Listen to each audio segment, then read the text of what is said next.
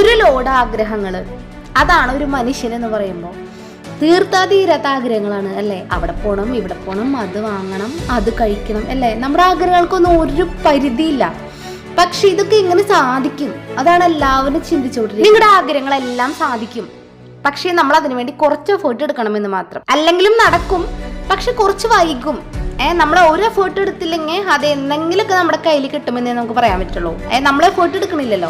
പക്ഷെ കുറച്ച് എഫേർട്ട് എടുത്തു കഴിഞ്ഞാൽ നിങ്ങൾക്ക് വേണ്ടതെല്ലാം പെട്ടെന്ന് തന്നെ ഈ പ്രപഞ്ചം നിങ്ങളുടെ കയ്യിൽ കൊണ്ട് തരും. ഇന്ന് നമ്മൾ കൂടുതലായിട്ട് മനസ്സിലാക്കാൻ പോകുന്നത് ബ്രഹ്മമുഹൂർത്തത്തിനെ പറ്റിയാണ്. എന്താണ് ബ്രഹ്മമുഹൂർത്തം? എന്തുകൊണ്ടാണ് ബ്രഹ്മമുഹൂർത്തത്തിൽ എണീക്കണം എന്ന് പറയുന്നത്? എത്ര സമയമാണ് ബ്രഹ്മമുഹൂർത്തം? നമുക്ക് നോക്കിയാലോ. നമ്മുടെ ചുറ്റും ഒരുപാട് അന്ധവിശ്വാസമുള്ള ആൾക്കാരുണ്ട്. പക്ഷെ നമുക്ക് തിരിച്ചറിയണ്ടാവില്ല. നമ്മുടെ ചിലപ്പോൾ വീടുകളിൽ ഉണ്ടാവില്ല, ചിലപ്പോൾ വീടുകളിൽ ഉണ്ടാവാം.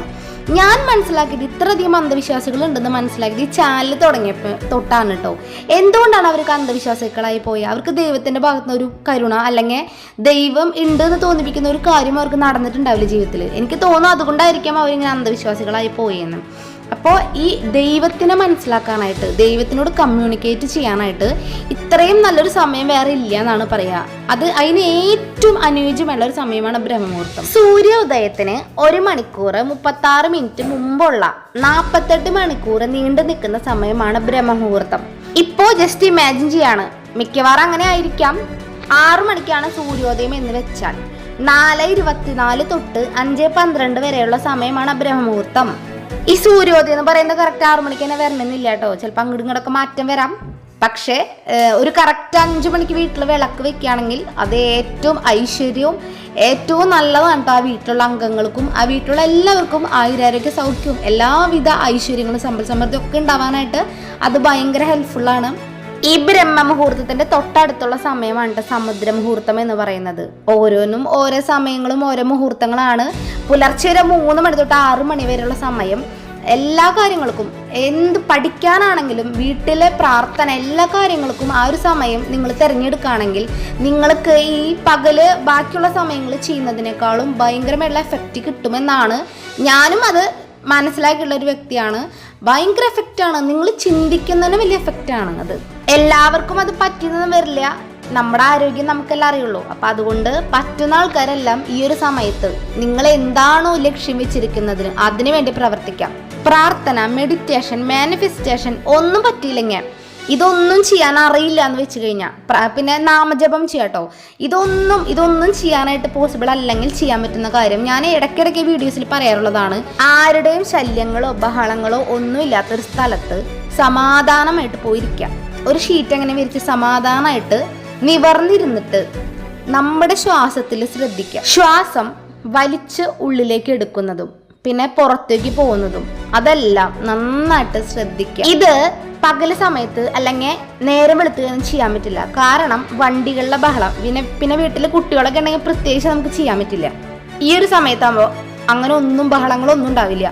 ഈ ഒരു കാര്യത്തിൽ മാത്രം നമ്മുടെ കോൺസെൻട്രേഷൻ കൊണ്ടുവന്ന് കഴിഞ്ഞിട്ടുണ്ടെങ്കിൽ ഉറപ്പായിട്ടും നിങ്ങൾക്ക് ജീവിതത്തിൽ വിജയിക്കാൻ പറ്റും. കാരണം നമ്മൾ എന്ത് ചെയ്യുമ്പോഴും നമ്മുടെ ശ്രദ്ധ പോകുന്നത് പല വഴിക്കല്ല പോവുക. ഇപ്പൊ ഒരു കാര്യം ചെയ്യുകയാണെങ്കിൽ നമുക്ക് അതിൽ ശ്രദ്ധിക്കാൻ പറ്റില്ല. പക്ഷേ ഈ ഒരു കാര്യം ഡെയിലി നിങ്ങൾ ചെയ്യുകയാണെങ്കിൽ ഉറപ്പായിട്ടും നിങ്ങളുടെ ശ്രദ്ധ ആ നിങ്ങൾ ചെയ്യുന്ന കാര്യത്തിലേക്ക് മാത്രം വരും.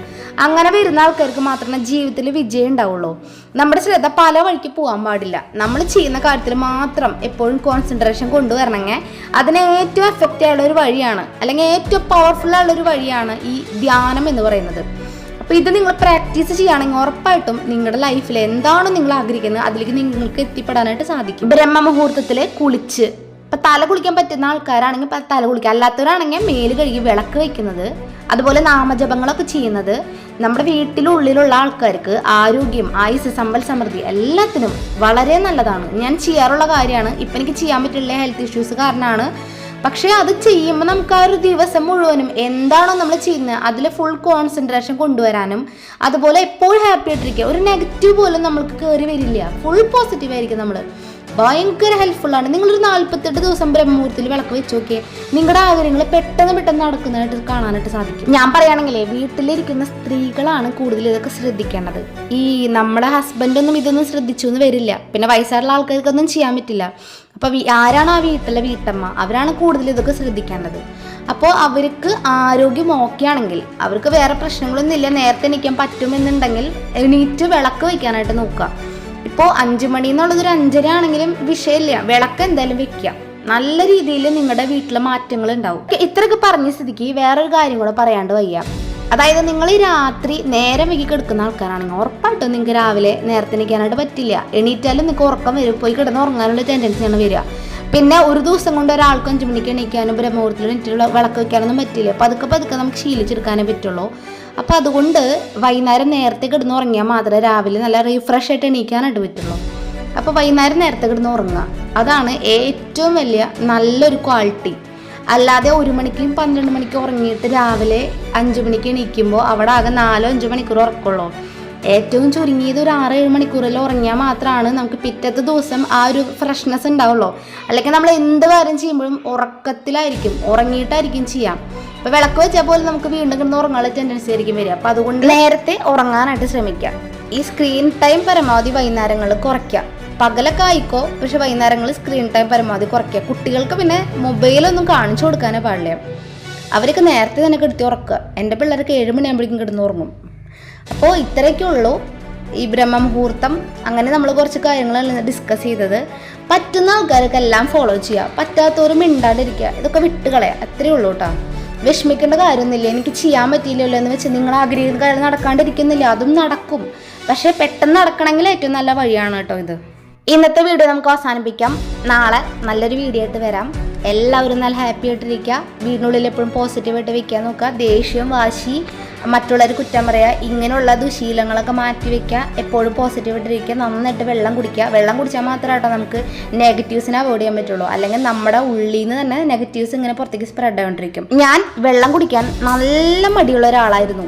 ഇപ്പം നന്നായിട്ട് വെള്ളം കുടിക്കുന്നുണ്ട്. പണ്ടൊക്കെ എനിക്ക് ഭയങ്കര ഓവർ വണ്ണം, വെള്ളം കുടിക്കാണ്ടാകുമ്പോഴത്തെ പല പ്രശ്നങ്ങളാണ്. സ്കിന്നെ എപ്പോഴും ഡ്രൈ ആയിട്ടിരിക്കുക, ദേഷ്യം, ഭയങ്കര ദേഷ്യമായിരിക്കും വെള്ളം കുടിക്കാത്ത ആൾക്കാർക്ക്.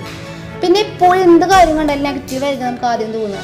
വെള്ളം കുടിക്കാത്ത ആൾക്കാരുടെ പ്രശ്നങ്ങളാണ് ഇതൊക്കെ എൻ്റെ അനുഭവത്തിൽ നിന്ന് ഞാൻ പറയുന്ന കാര്യങ്ങളാണ് കേട്ടോ. അപ്പോൾ ഇത്രയൊക്കെ ഉള്ളൂ. Thanks universe, thanks all. Hare Krishna. എല്ലാവർക്കും നന്ദി. ടാറ്റാ.